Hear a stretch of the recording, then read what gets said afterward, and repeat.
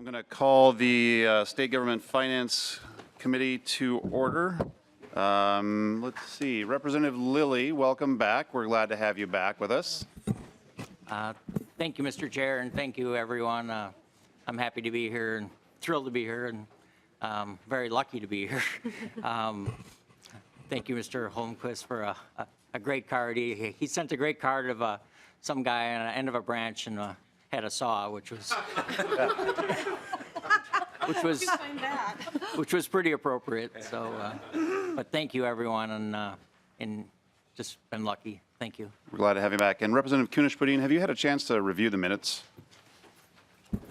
I have, and I move to approve the minutes Okay. from May 9th, 2018. Representative Kunesh-Podein moves the minutes. All in favor? Aye. Opposed? Minutes are adopted. We have before us Senate file 2620, the Pensions Omnibus Bill. Chair O'Driscoll, would you like to move your bill before the committee? Good morning, Mr. Chair and members. I would. I'd like to move Senate File 2620 before the Committee on State Government Finance to be re-referred to the Committee on Ways and Means. And Chair O'Driscoll, we are going to have you walk through your bill, and then we will be dealing with the amendments after you've done your walkthrough. That's fine, and I will give a little bit of a setup, and then I'm going to ask Rachel Barth and Susan Lincheski from the nonpartisan office dealing with pensions and retirement here in the state of Minnesota to come forward and to do a general overview of the bill. And with that, Mr. Chair, what I'd like to do is do a little bit of a setup on the bill this morning. And this is a combination of many years' worth of work.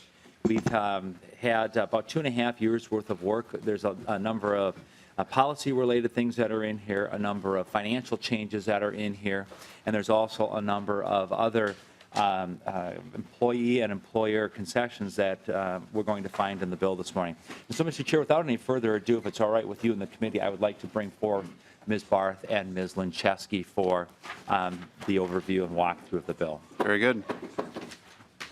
Welcome to the committee. As you sit down and get a chance to get settled in, if you would announce yourself and who you represent.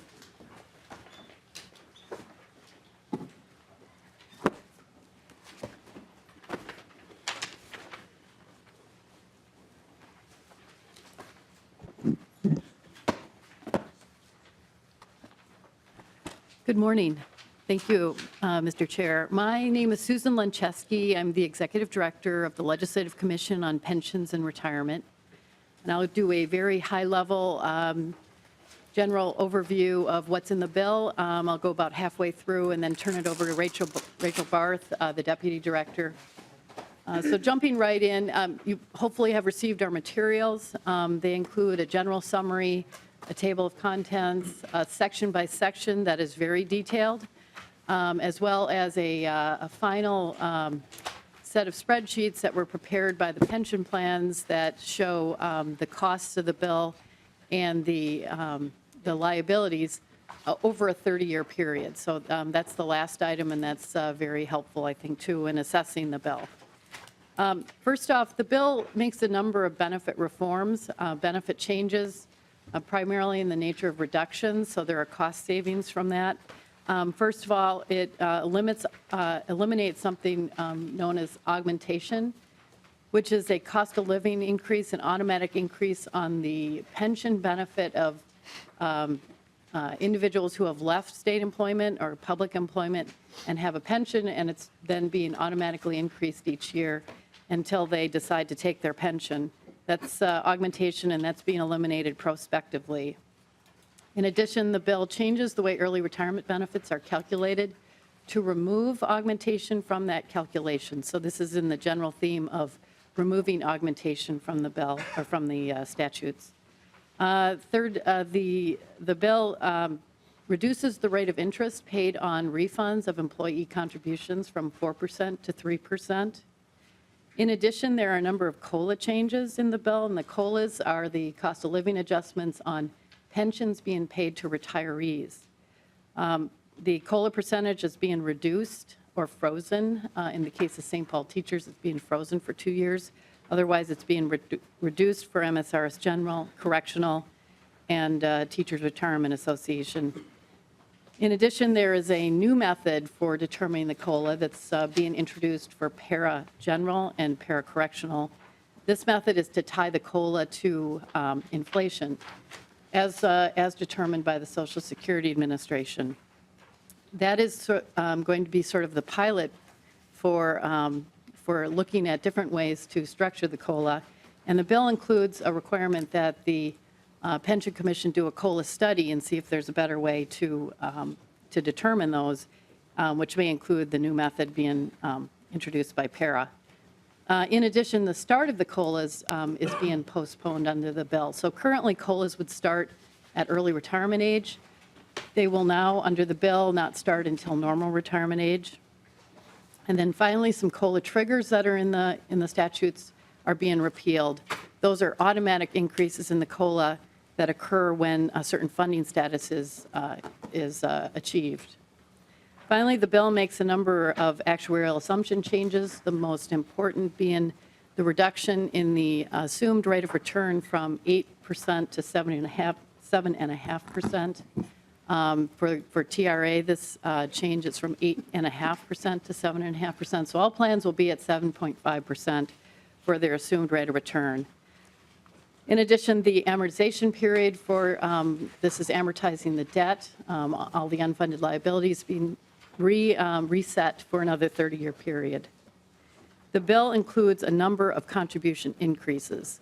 So the employer contributions are being increased for almost all of the plans, except the legislators and judges plans, para-general and para-correctional. Otherwise, all the rest will see employer contribution increases.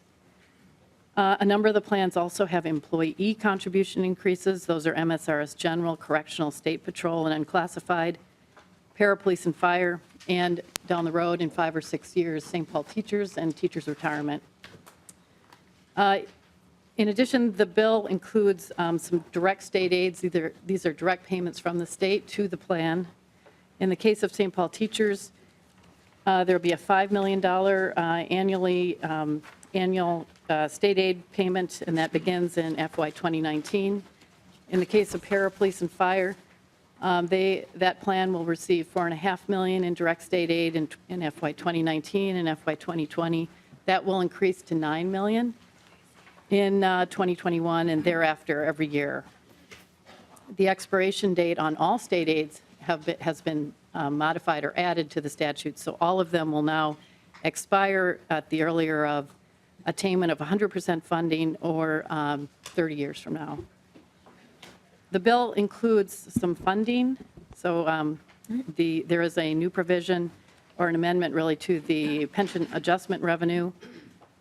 This will result in some state payments to the school districts. I think I will suggest that maybe Helen Roberts run through those. There's a number of dollars that are going in, and she may be able to address them better than I can. I'll turn it over to Rachel to finish off the bill. Mr. Chair, Rachel Barth. I'm the Deputy Director of the LCPR. Very good. Ms. Barth. So the next big part of the bill, Articles 14 and 16, deal with volunteer firefighters. Most of the language just consists of the recommendations from the State Auditor's Working Group and mainly brings the statutes into conformity with current practices. The other provisions included are the City of Austin provision to allow its fire state aid allocation, new language to allow the Cromwell and Wright fire departments to merge, a benefit correction for the City of Brook Park, and then the City of Eden Prairie will be allowed to increase its annual benefit amount from $10,000 to $15,000. Article 18 of the bill deals with special legislation for individuals or small groups. These provisions fix employer errors that resulted in exclusion from a pension plan or a benefit within that pension plan. Article 15 of the bill contains the provisions relating to Fairview. The provisions reduce the enhanced rate of augmentation for former employees at the University of Minnesota Hospital and Clinics under MSRS General who were transferred to private employment with Fairview Hospital. The rate, which is currently 5.5% or 7.5%, depending on age, will reduce by 0.75% each year until the rate is 0%, which will occur January 1, 2025. Articles 6, 9 through 13, 15, 17, and 19 contain administrative, non-substantive, and technical changes. And just to give you a few highlights, making certain Department of Corrections, Department of Human Service positions eligible for MSRS correctional coverage. It updates interest rates and then revises language to be consistent with the Federal Hometown Heroes Act.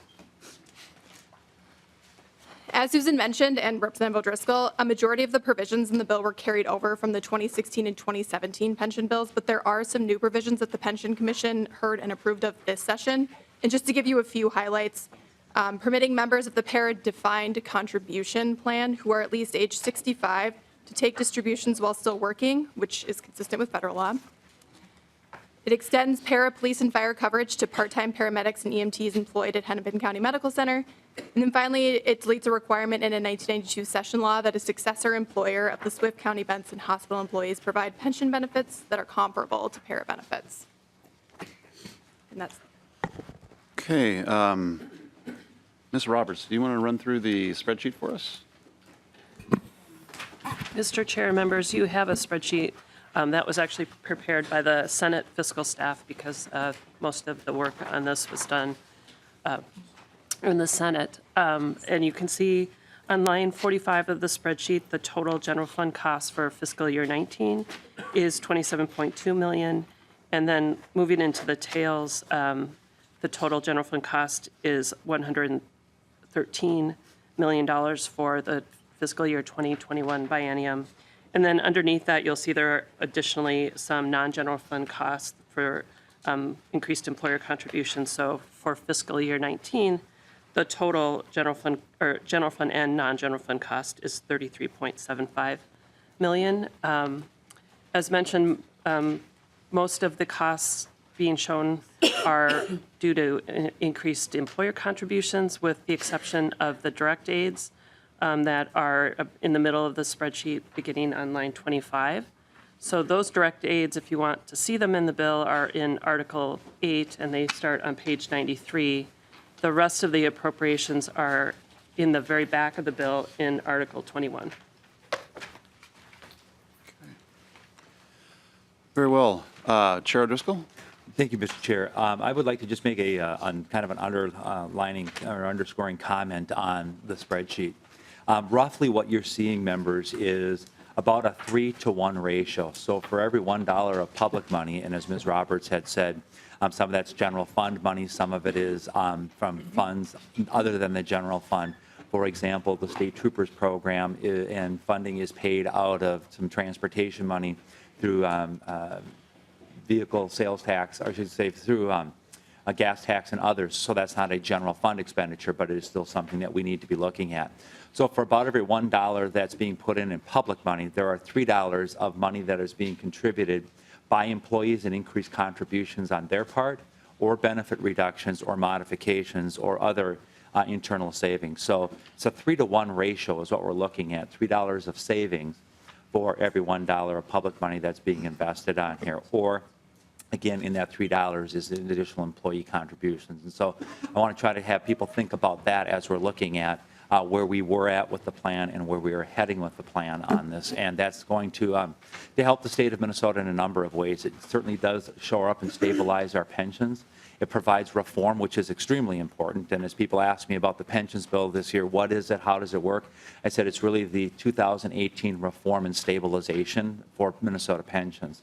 My final comment before we maybe bring up some of the other testifiers, Mr. Chair, would be that the plans that we're looking at, this has been bipartisanly vetted through the Pension Commission and bicamerally, and this comes with a unanimous recommendation by the members of the Pension Commission. So with that, Mr. Chair.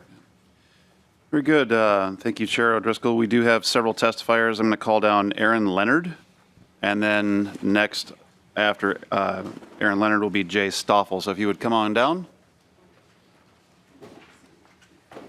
and introduce yourself for the record and proceed with your testimony. Thank you, Mr. Chair and members. My name is Erin Leonard. I'm the Executive Director of MSRS. Thank you for allowing this time to comment on this important legislation. My colleagues and I are going to split up our comments and provide you some background on the legislation, discuss the stakeholder support, the resulting future savings if this bill becomes law, and what this means for the state of Minnesota. First, we'd like to take the opportunity to thank all of the stakeholders who have contributed to the development of this bill. Special thanks to Representative O'Driscoll, Chair Anderson, and Representative Vogel, who serve on the Pension Commission, the members and staff of the LCPR, our boards for the retirement systems, and all of the employee and employer groups for their time and attention to this matter over the last few years. As others have mentioned, this bill is the result of 3 years of discussion and analysis with all parties to reach agreement on comprehensive sustainability package. Throughout this process, all stakeholders have been engaged in a productive dialogue to address the sustainability concerns of Minnesota public pension plans. You may be aware that following our most recent experience studies, it was recommended that the funds modify 2 assumptions that are used to calculate plan liabilities. The expensive reality is that our current membership is living longer, and we expect to see lower investment returns in the future. As fiduciaries, our boards feel that adopting a more conservative investment assumption of 7.5% and acknowledging that employees are living longer is a prudent change, even though it does increase our liabilities. The bill before you is a comprehensive package that modifies benefits and contributions to address the increased liabilities and move the retirement funds to a sustainable path. It includes provisions that affect all plan members. Active employees will be contributing more. Benefit reforms will make early retirement more expensive and less attractive for employees. Future cost of living adjustments will be less for current and future retirees. And the state is committing to funding employer contribution increases for at least 5 of our plans. We appreciate your support of this legislation. Thank you, Ms. Leonard. Mr. Stoffel. Thank you, Mr. Chair. Good morning, members. My name is Jay Stoffel. I'm the Executive Director of the Teachers Retirement Association. First, I would also like to thank Representative O'Driscoll, Anderson, and Vogel for their work on the Pension Commission and creating a fair and balanced bill. Senate File 2620 is important and necessary legislation. It contains needed reforms. The bill in its present form must be passed and sent to the governor. As Ms. Leonard mentioned, we have been working on a pension bill for 3 years. This year, from the very beginning of the session, we have had complete and unanimous support from all stakeholder groups. This includes support from all 4 pension boards, organizations that represent the actively working members, organizations that represent the retired members, organizations representing school districts, cities, and counties. The governor has also expressed full support of the bill in its present form, which contains recommendations from his Blue Ribbon panel on public pensions. To sum up, the bill has unprecedented and full support from all stakeholder groups. It's time to pass Senate File 2620 as it is. Thank you very much. Thank you both. I will then call down Doug Anderson and Jill Schertz.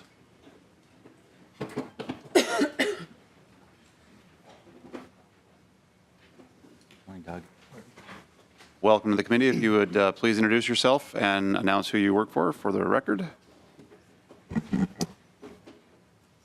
Thank you, Mr. Chair and committee members. I'm Doug Anderson, Executive Director of the Public Employees Retirement Association.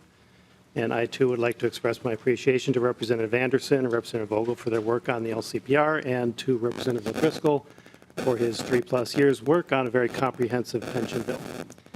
My comments will be limited to just the financial implications of this bill, including the total amount, how it's recognized, and what impact it will have.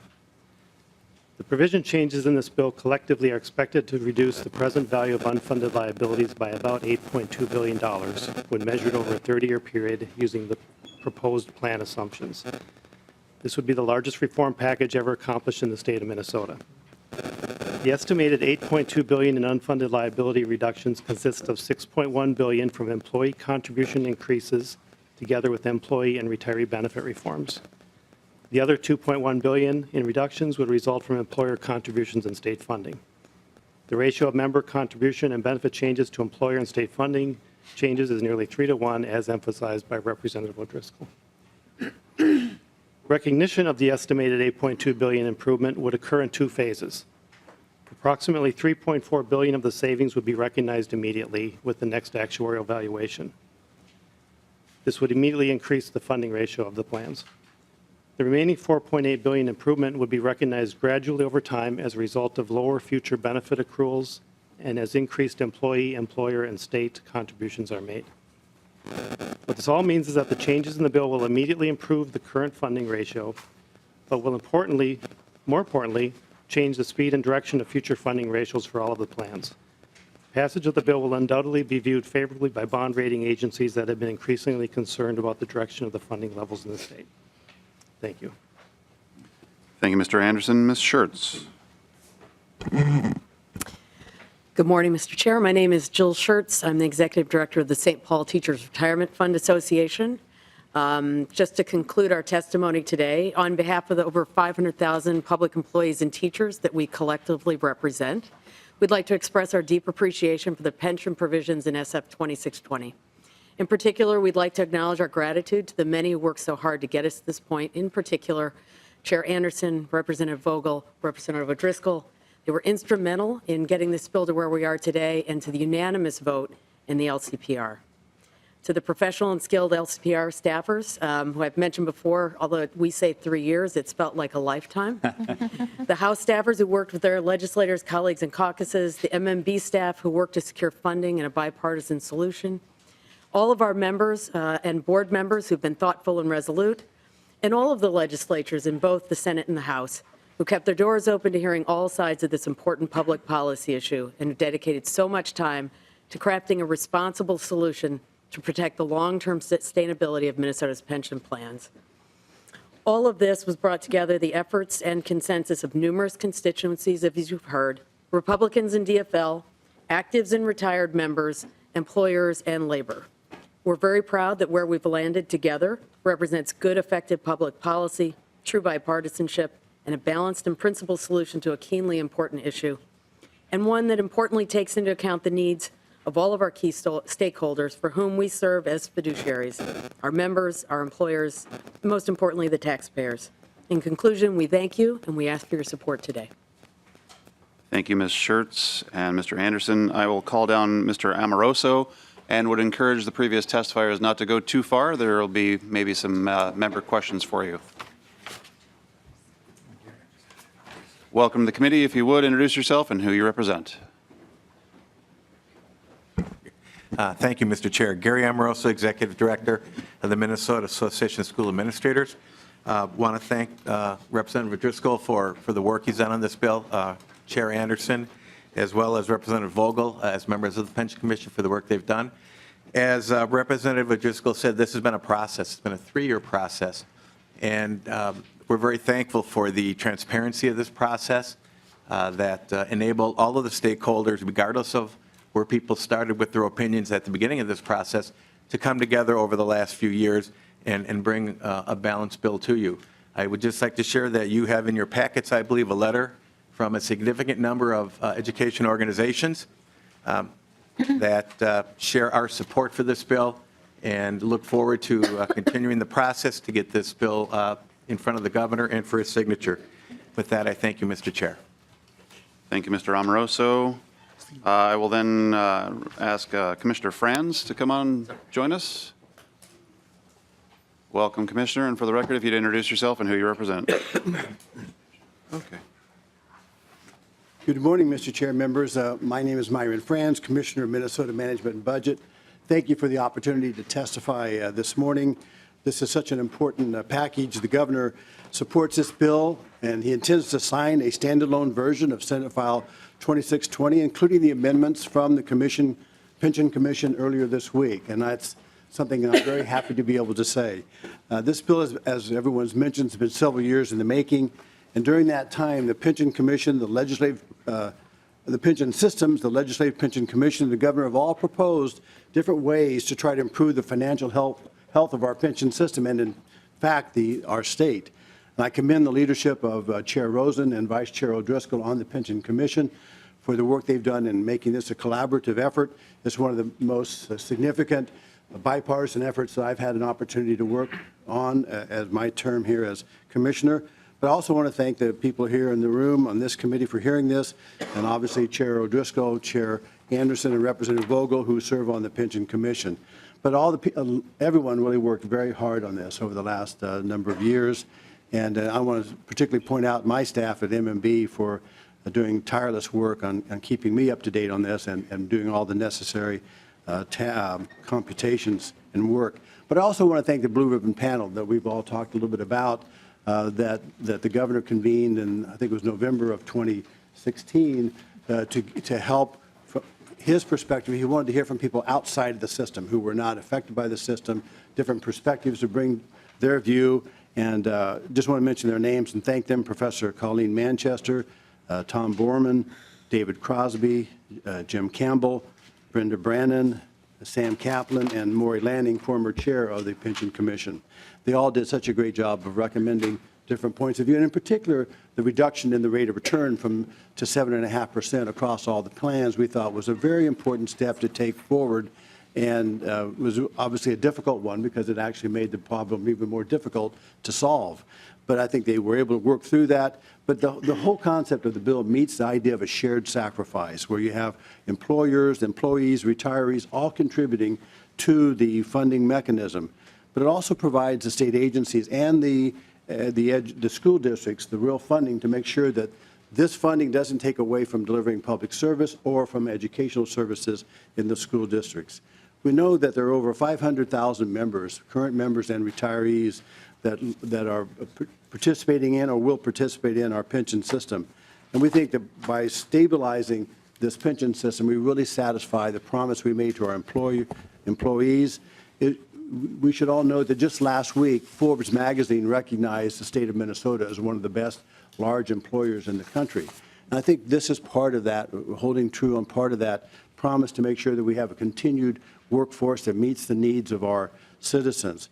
But I just want to lastly mention that you've heard me talk about before the rating agencies, and Representative O'Driscoll has mentioned this before as well, and they've been watching us quite closely over the last several years, and I'm convinced that they will have a very positive reaction to this move by reducing the unfunded liability virtually immediately by $3.4 billion, which will help our debt status. As you know, Minnesota's debt capacity is rated as moderate to low by most of the credit rating agencies, and this will help reduce that unfunded liability. So as we work toward this system and getting this work completed, I just want to offer my help in any way that I can. The governor really wanted me to expressly thank this committee and all of you for working on this. This bill really is an important step forward, and it's one of the crucial elements that we need to accomplish this session. I just want you to know that the rating agencies view this as, they talk about the way that AAA states operate, and they have this concept that AAA states do certain things. And one of the things they do is they solve problems before they become too large or unwieldy. In fact, I remember when I first started as commissioner of M&B, I asked folks, well, what's the status of our pension plans? And they said, well, we're better off than New Jersey. Well, it turns out everybody's better off than New Jersey. So this is an opportunity for us to take a really significant step forward. My congratulations to all of you and to you, Chair O'Driscoll. I'm happy to take any questions. Okay. Commissioner, I'm just going to have you sit tight. I do need to ask if there's anybody else that wishes to testify on this bill. If not, Commissioner, you know, we've got a couple of questions. Glad you were able to make it here today. I am hoping that the governor will sign this into law. I know Chair O'Driscoll has worked on 2 previous pension bills that were vetoed by the governor, even though they had broad bipartisan support. So, you know, do we have a guarantee that the governor is going to sign this pension bill into law? Well, Madam Chair, I'm never able to give a guarantee, but the governor has, I've spoken to him after these amendments were made by the Pension Commission the other day, explained the nature of those changes, and he fully supports the idea that the commission wanted to solve those problems. In fact, I think the amendments really show the work of the commission in not only solving some current problems, but trying to work on how to solve problems in the future. So he voiced his full support and willingness to sign this bill as it is. If it's a standalone bill, he intends to sign it.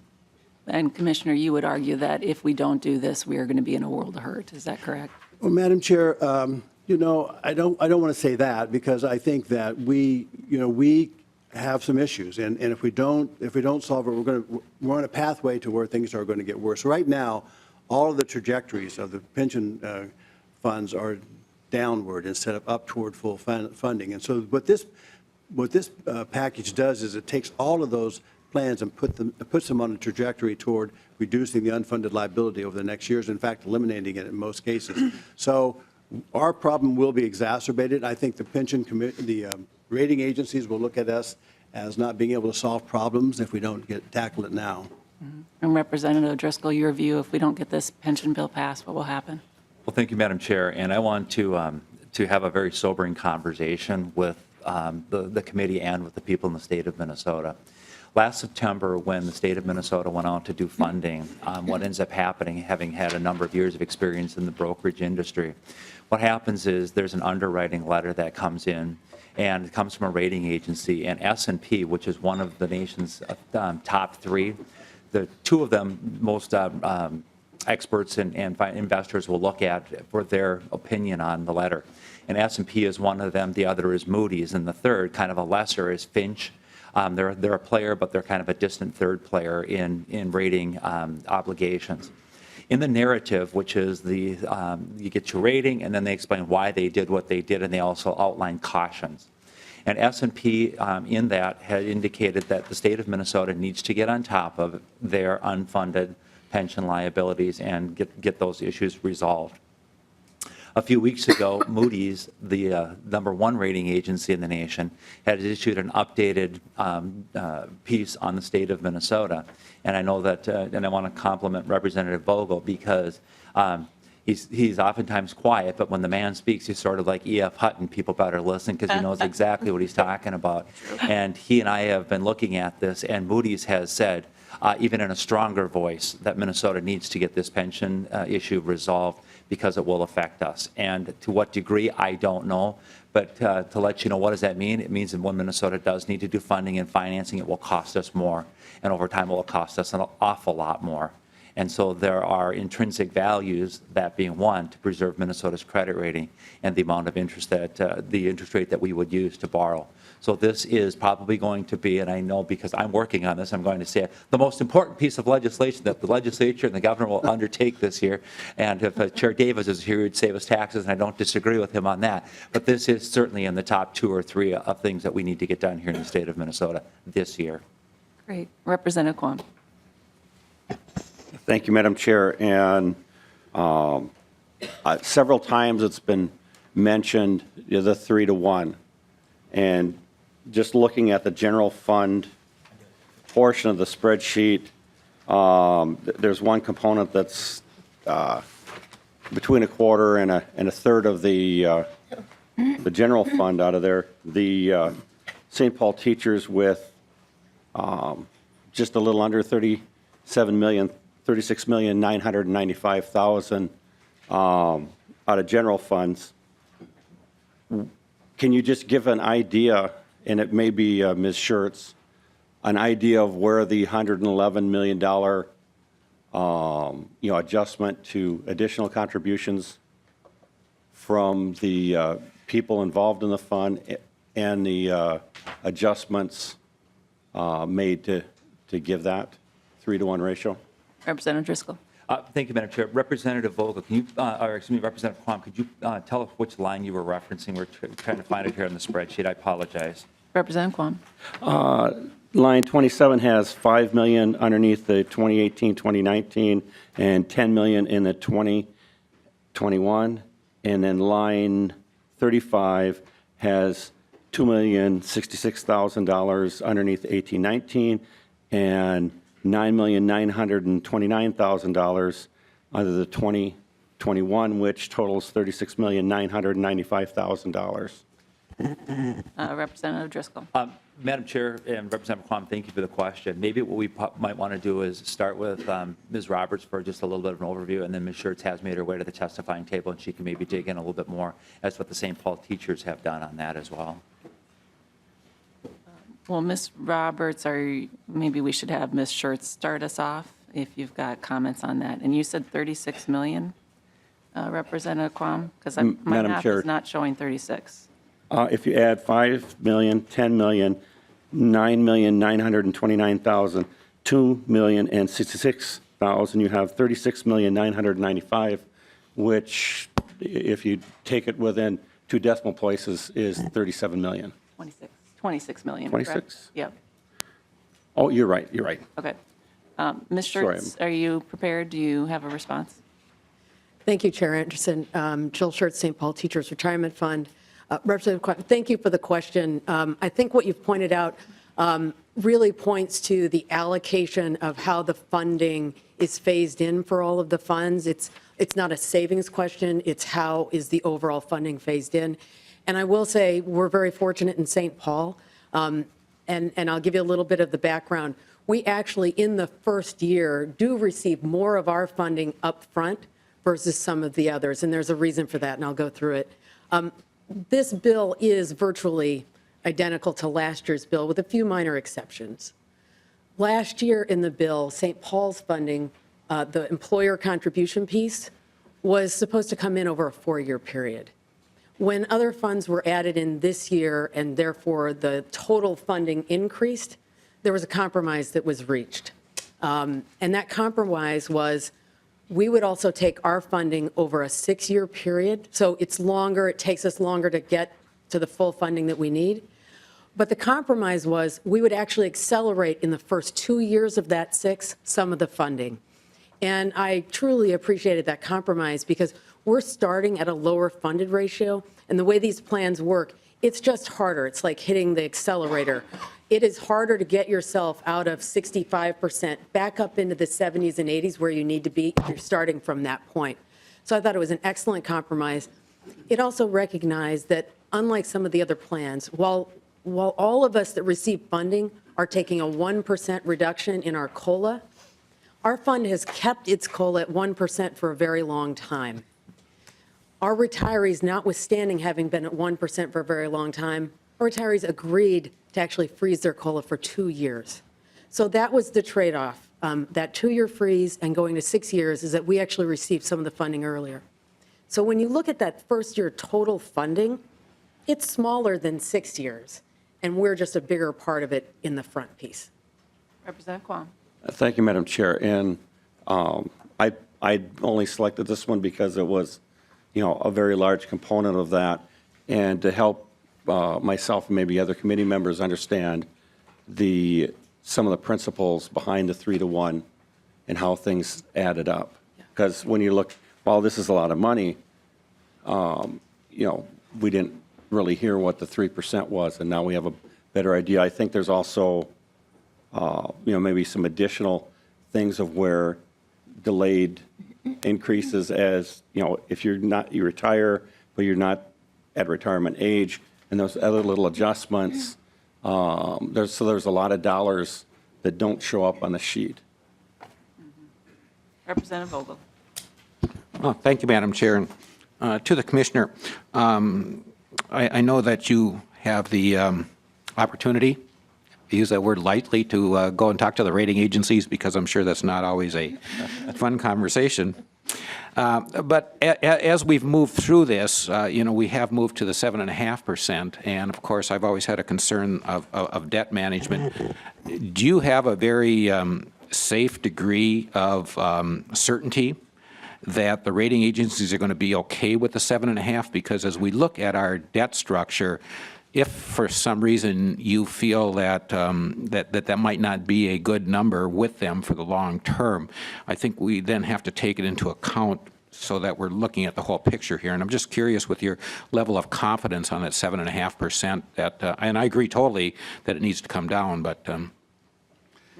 Madam Chair, Representative, well, excellent question and good focus. And one of the things, actually, the conversations, I should call them, with the rating agencies are usually quite positive because Minnesota is doing quite well. I mean, a lot of states have the envy of Minnesota in terms of the economy that we have, the growing economy, the diverse economy, the fact that we've had, budget surpluses, we've restored our reserves. So we have a lot of good attributes, and this is really the one negative that they see.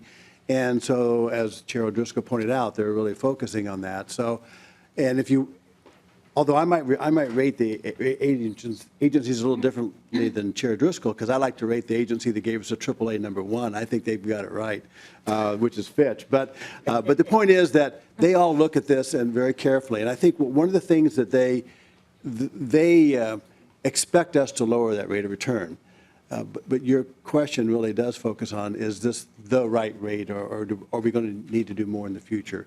And that's a hard question. That's why I think that we may need to do more in the future. But I don't know what that right number is. They will sometimes, the credit rating agencies, they'll run obviously many different scenarios. They'll run it at 5%, at 6%, at 7%, as you know. They'll crank out these numbers and they'll compare it to what they would recommend or what they would see. And we do see some public institutions and private institutions going lower than 7.5. So that's the trend. But I think that the other part of this is you got to bite off what you can chew. I mean, every 0.5% reduction is a large increase in the unfunded liability. And we don't want to not solve the problem and do all this work and not ultimately solve the problem. But I think that gets back to what Chair O'Driscoll was saying about the pension plans, and that is monitoring them on a regular basis. This is something that's what's so great about our pension commission in Minnesota, the bipartisan commission, is that we look at it, every year. The folks on that commission are there for the long haul. They review this stuff. We have great, talented staff there, and we're going to have to continually monitor this. So I don't know what the right answer is. I know they'll see this as a major step forward.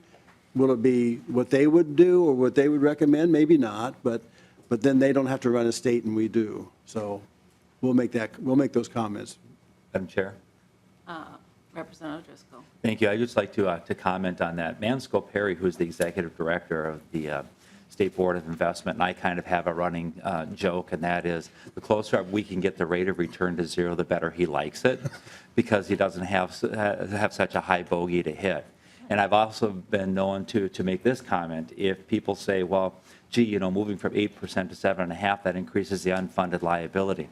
There's two things. You set a target, and then there's the reality of where you were at. If you take the last 3 years, and we go back the rolling 3 years on here, we had a loss of 4% 1 year, about break even 2 years ago, and then the most previous, we had about 15%. So if you add that up, it's about 11 divided by 3. We're just under 4% with a 7.5% bogey. Now, I don't want to sound alarmist, because you're looking at a long period of time on an ongoing program. So you have the ability to ride some of those ups and downs. But again, where are you going to be in the average? The better position we can be in, we'd like that. And one way to do that is to continue to look at monitoring and lowering that rate when it's applicable and advisable to do so. Because again, I'll just go back to Mr. Perry's and my ongoing joke, the closer to zero, the better we like it. Representative Vogel. Thank you, Madam Chair. And a follow-up with that, Commissioner. So my concern is that I'm looking at total debt management, and I look at this as a debt of the state as well as the bonding and so forth. And we're talking about the bonding bill, and I know the governor's suggesting a higher amount. And the reason I asked on the percentage is because if indeed we were to extend ourselves more on bonding, which I realize the current guidelines do, and that's why I was asking about your certainty or feeling for certainty for the future on the 7.5%. If for some reason we do this and they still keep coming back, so that we don't position ourselves in a year or two to have a downgrade for something that we could have maybe prevented with the bonding not being quite so high. So that's why I'm curious, I guess, as far as the relative certainty. If we do this, do you think we're going to be sitting here in 2 years and we'll still be able to be at that 7.5%, so that when we look at the total debt management, including the additional bonding we're going to do, that we could rely on that figure from your conversations with those rating agencies? Or should we be somewhat cautious because maybe they're looking at something less than 7.5%? Commissioner. Madam Chair, Representative Vogel, it's interesting. They're very careful not to give any long-term views, right? As you know, you're only as good as your last spreadsheet is with them. And so they will, whatever they do for us this year when we get our bonds rated, so we'll go to the market probably in July or August this year for a sale of GO bonds. They'll rate those bonds, and that's when they'll come out with a rating. But they won't hesitate to say in 6 months, if things change, that they'll change their mind about their feelings. So they're really pretty careful about not putting in long-term their views. And so I think I would suggest that you're concerned about we need to be cautious and think about this going forward.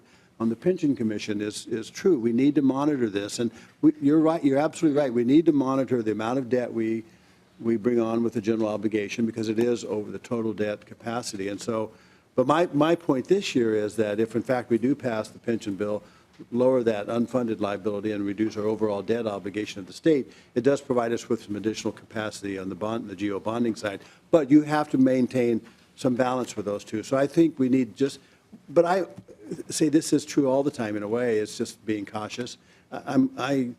I don't like to spend money at all, actually. I just soon stick it over in some reserve and hold on to it because I'm always nervous. I'm always nervous something's going to happen. Boy, do we know that. Yeah, I know. And, part of my problem, I lived through the $6.2 billion deficit problem, and I was like, oh, my gosh, how are you going to solve that?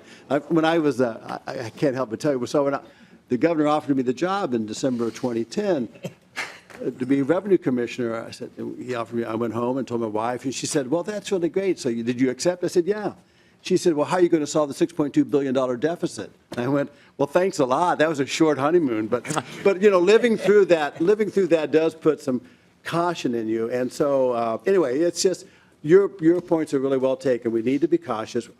They're going to rate us based on every month and as it changes. So there's no guarantee this will make them happy forever. But I believe that this summer they will view this as a very major step forward, even Standard & Poor's and Moody, and they are hard to please sometimes.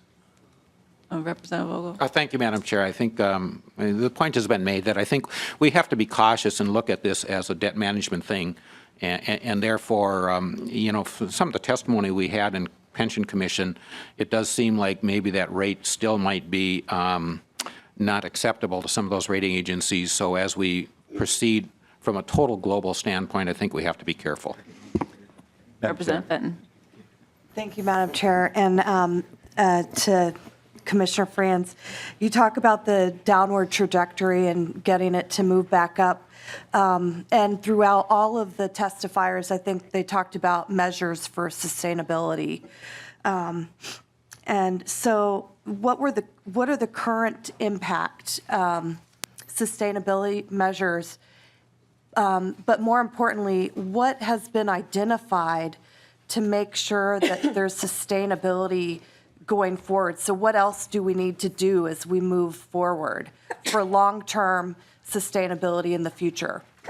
Commissioner. Madam Chair, Representative, I think and part of the great aspect of the reform that went into this package at the Pension Commission was, putting some control on COLAs. One of the really difficult things to manage is when you have automatic COLA adjustments, and I think that's becoming a thing of the past. And in fact, as Director Lencheski mentioned, there's one of the funds is going to be tied to the cost of living adjustment. So anyway, getting away from these automatic COLA adjustments, but also asking the employees to contribute more. And that is a significant portion of this package. And that in and of itself it makes a huge difference going forward. But you have to be careful. I mean, I think that the benefits that are currently paid out are really relatively modest compared to the rest of the country.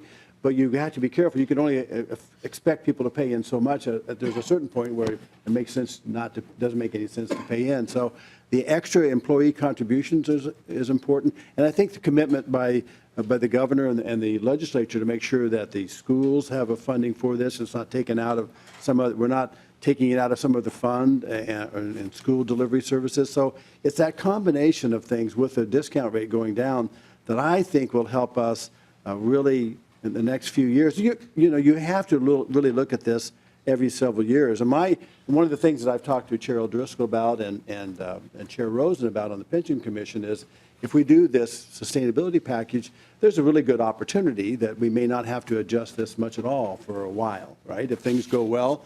And that would be the goal, is for the next governor and the next legislature to come in here and not have to fine-tune this, to think about more long-term reform ideas that we can put in place. So I'm quite optimistic that this sustainability package, with the different unique ways that we're doing things, will provide long-term stability for the sustainability aspect of it.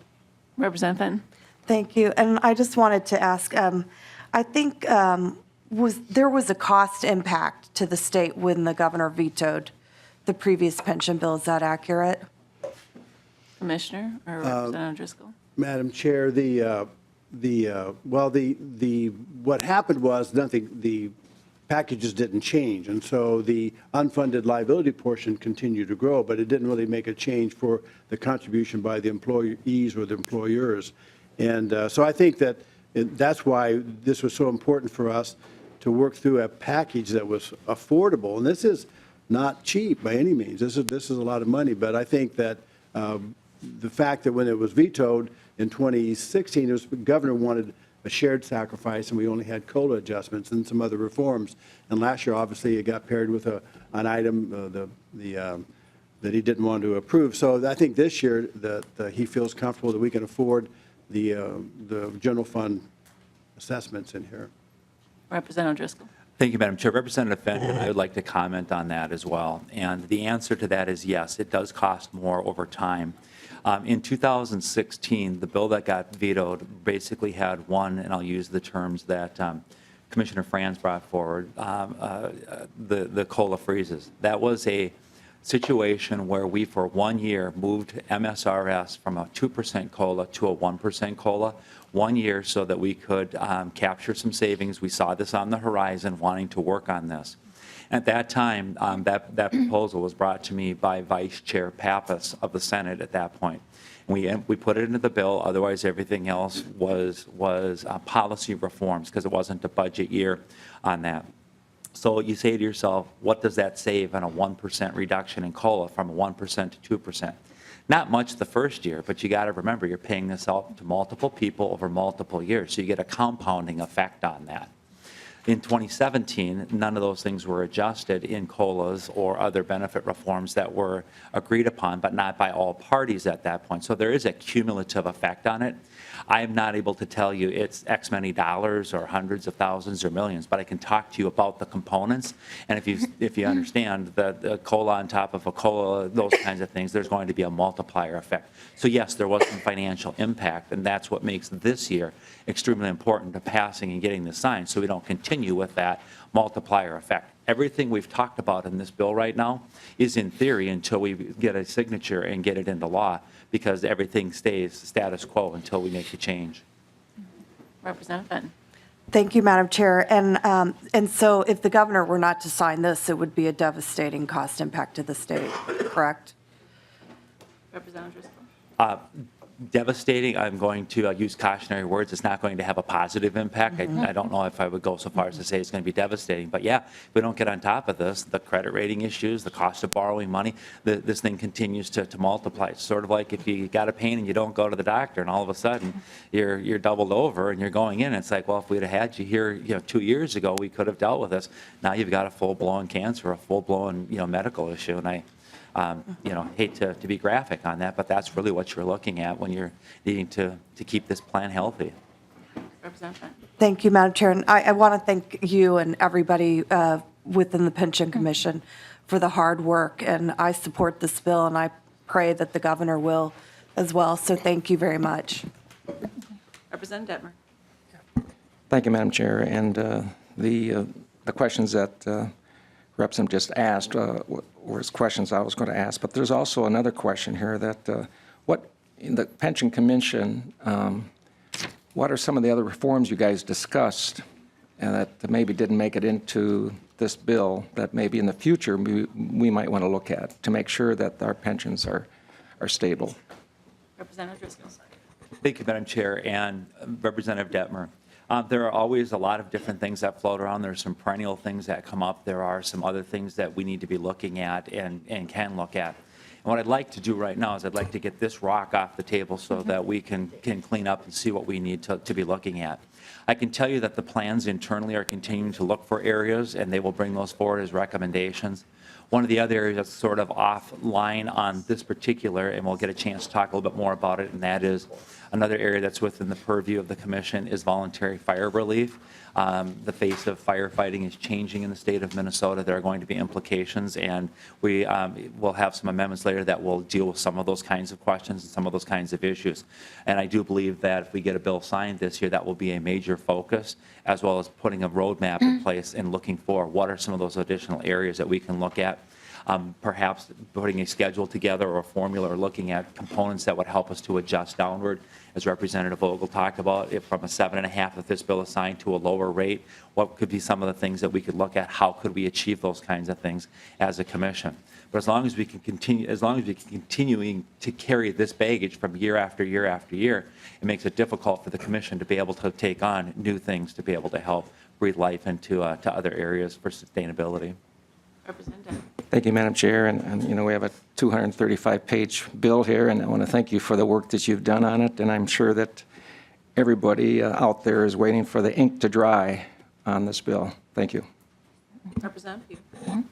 Thank you, Madam Chair.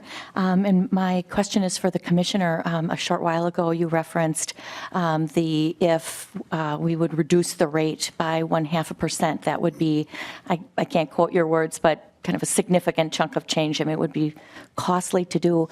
And given this bill that we have in front of us and that it's the cumulative effect of 3 years of work, and there were so many moving parts and whatnot that went into this, if we did, I'm wondering if you could quantify, you know, what a 0.5% reduction would look like. I mean, if we didn't make some of the changes to the plans that Chair O'Driscoll just referenced, if we just simply looked at reducing the rate, can you quantify what a 0.5% would look like to the state of Minnesota? Commissioner. Madam Chair, Representative, I don't know. You've exceeded my math capability on this, but does it? Representative. I think we do have. Chair, I would like to phone a friend on behalf of the committee, and I'm going to choose Executive Director Doug Anderson, since he is an actuary and may be able to give us Representative, some. I think Aaron Leonard insight. was ready to rock and roll, so. Ms. Leonard? Ms. Leonard is an equally capable choice. Thank you, Madam Chair. Representative Pugh, so just for the MSRS general plan to move from 8 to 7.5, it increases our liabilities by $920 million. So if you went to lower 0.5%, I would assume it would be a similar cost or increase in liabilities. Representative Pugh? Thank you, Madam Chair, and thank you for that. So that's, did I hear $1 billion? Ms. Leonard? Yes. Yes, for the MSRS plans, it'd be over $1 billion, but the general plan, which is our largest plan, about 50,000 active employees, would be $920 million alone.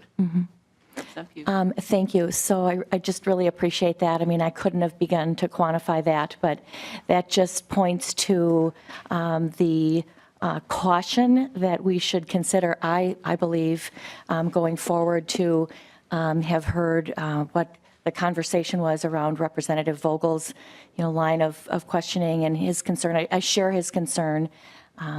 Just delighted with the work that the commission has done and so grateful. And I too am praying that this gets signed into law because we do need to address this.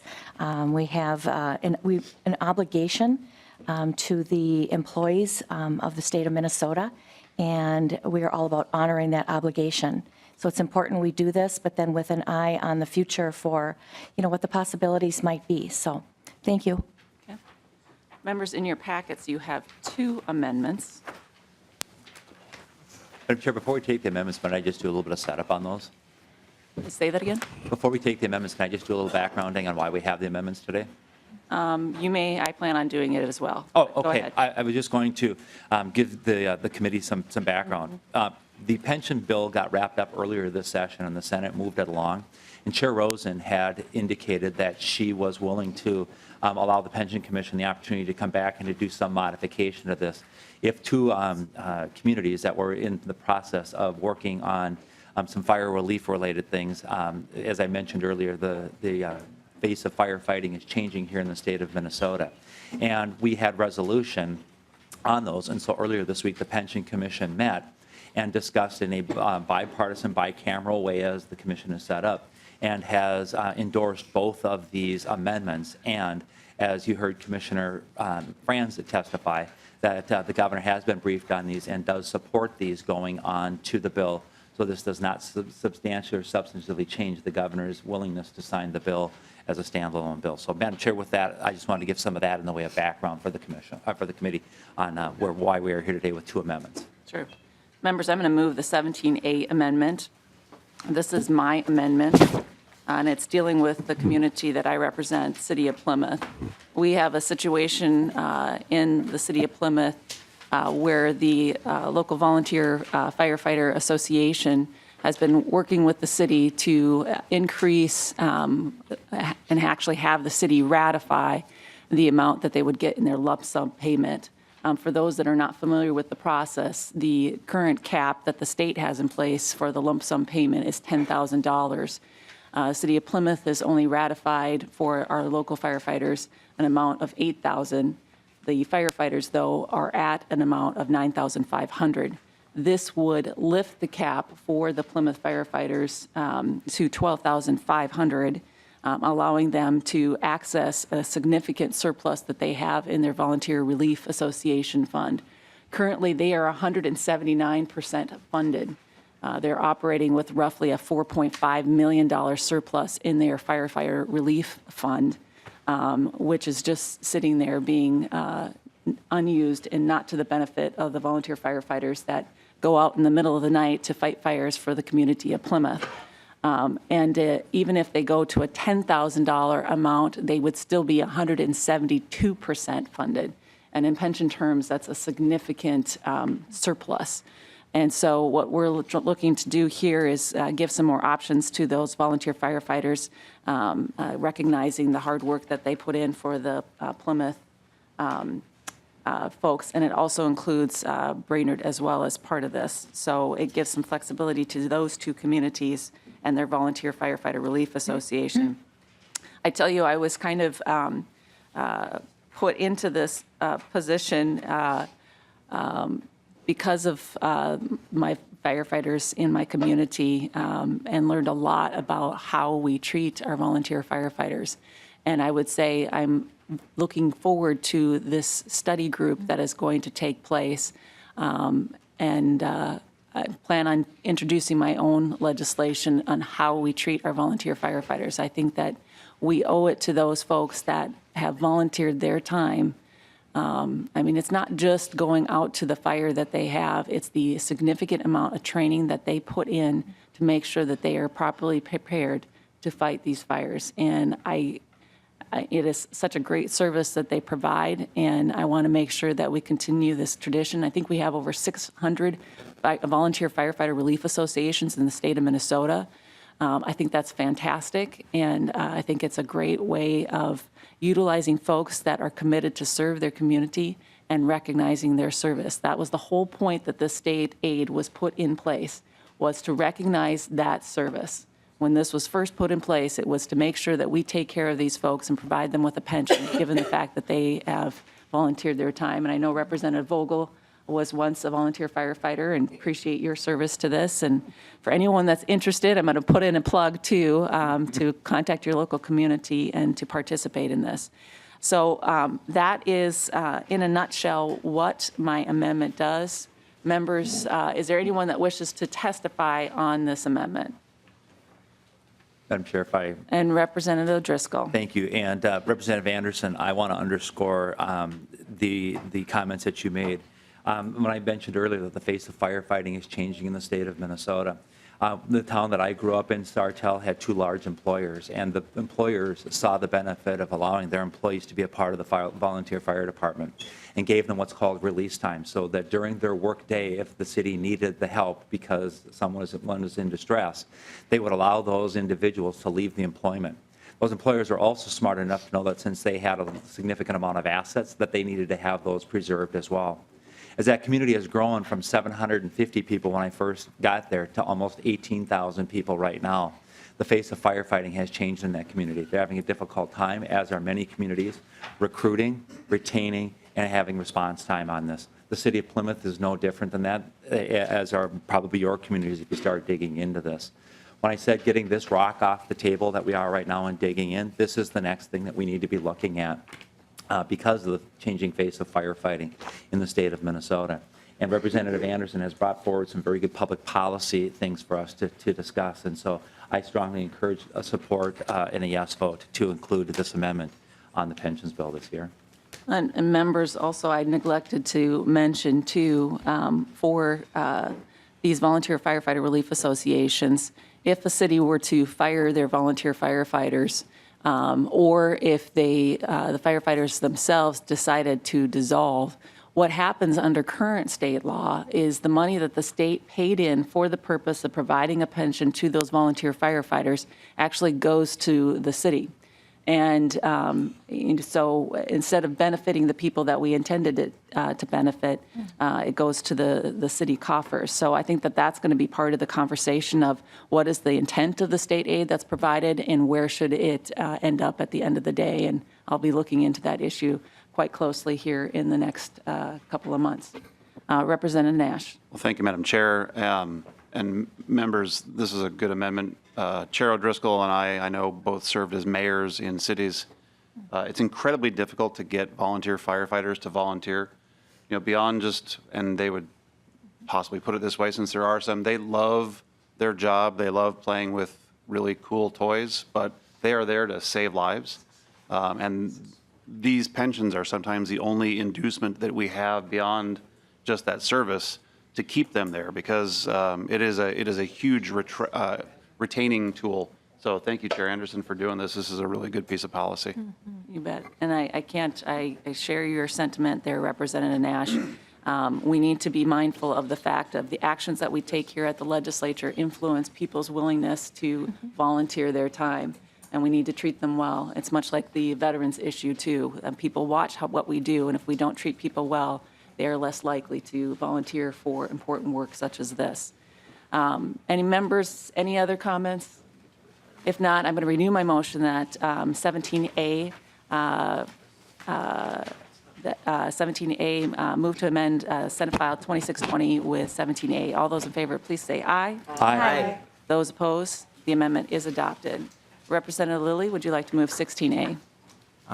Thank you, Madam Chair. Yes, I would. Representative Lilly moves the amendment 16A to your amendment. Representative Lilly.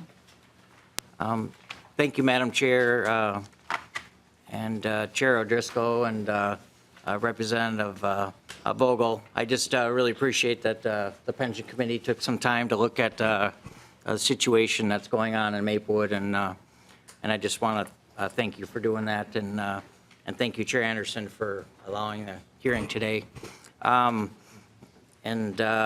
So our situation in Maplewood is just a little bit different, but I was very happy to hear your discussion, because it is a very well-funded pension, and some of the money is going back to the city. So I very much can't really see her, but very much support that your effort on that, and just kind of looking at that. Maplewood is in a situation where they're switching to, and some of what Chair O'Driscoll had talked about, they're switching from volunteers to full-time firefighters. And then, so this amendment deals with the termination of the Fire Relief Association, and then it vests, I'll just kind of go through just a couple of quick items of what it does. It vests all the firefighters working for the city from February, as of, from February 27th, 2018 back. And then in our case, it raises the annual service cap to $11,000, and then rolls the money into a person's individual IRA fund. State law is a little confusing, and I'm glad you're going to deal with that. It's a little confusing and how to deal with some of these switches. And the neat thing about this, there's agreement between the city and the pension fund and the firefighters. So that's it was kind of heading towards court, and hopefully this will, put a stop on that. But again, I just really want to thank you for taking the time to help Maplewood solve. Representative Ward, who's on our committee, very easily could have done this as well, and then Representative Fisher is here somewhere also. But thank you for hearing it. We all kind of share Maplewood together, but thank you for helping us solve a situation. And I know you tried to help the other day too, when we were doing the big bill, and thank you for that. But anyways, I guess I'll stand for questions. Okay. Members, questions at all? Madam Chair? Representative Driscoll. Again, I support the 16A amendment to be amended to Senate File 2620. Again, not to sound like a broken record, but the changing face of firefighting. If you've been keeping track of two things, number one, you should be able to tell us which 3 members that are on this committee are also on the Pension Commission, because everybody's mentioned that today. But there was also 3 communities that were referenced: Eden Prairie, who's been waiting for a long time to solve their problem, Plymouth, and now Maplewood. And as you can see, this is something that the commission needs to get on top of. Otherwise, we're going to be dealing with the one and twosies on this kind of a thing. And so help us get this amendment on, this bill out of the committee and signed by the governor so that the commission can take up the broader question of volunteer relief associations. And Representative Lilly, I'm glad that Maplewood was able to resolve their issue. It's unfortunate that the city moved to sue the Volunteer Firefighter Relief Association, so glad that this has been resolved, and I fully support your amendment. With that, members, all those in favor of the 16A amendment, please say aye. Aye. Those opposed? The amendment is adopted. you, Representative Madam Chair, Driscoll, members. to your bill as amended. Madam Chair, we've had a very robust discussion. It is a Friday morning. I think that I have no other comments other than the fact that I encourage people's support of this, the bill, and I stand for any other questions that members might have. Okay, Representative Olson. Thank you, Madam Chair. And I just want to, echo that everything that everybody said about how hopeful this is, what's come together, and hearing and watching what happened in the Pension Commission is great. So I think we have a good bill and it's moving forward, and it feels like a hopeful Friday morning to have this bill and have Representative Lilly here today. It's a good moment for us. And so that said, I think I'm excited to see this move forward. I just wanted to comment on a couple of things that were talked about. I think the governor has said a standalone bill. I'm really hopeful we don't play political games with it. In the past, the veto was mentioned. It was tied to some things that were not good, that did not take care of our people of Minnesota. And so I'm hopeful this can travel as a standalone bill and we don't play politics, because it is a good bill and it takes care of our workers and takes care of our state. Thank you. Madam Chair, Representative Driscoll. if I might, and I don't mean to get political on this, but at the end of last session, in the special session, the governor gave the legislature one vehicle in which to try to get the legislature to get a bill to him that dealt with pensions, and it was a labor bill.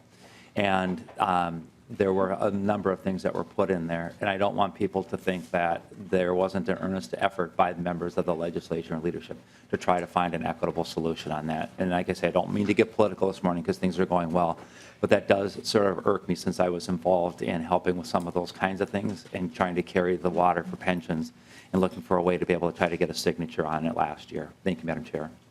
Representative Flanagan. Thank you, Madam Chair. And I just wanted to commend the work of folks bringing this all together.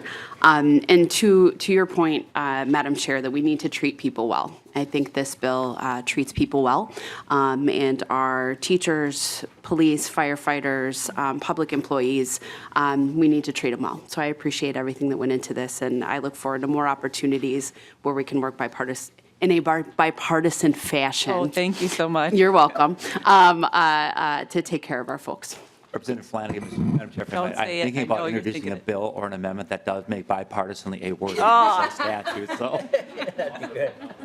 Exactly. You're on thin ice now. Members, any other comments?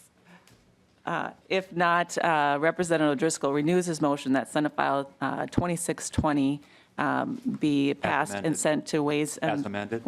and Means as amended. Give me time. All those in favor, please say aye. Aye. Those opposed, the bill is on its way. Thank you, Representative Driscoll. Members, with that, we are adjourned.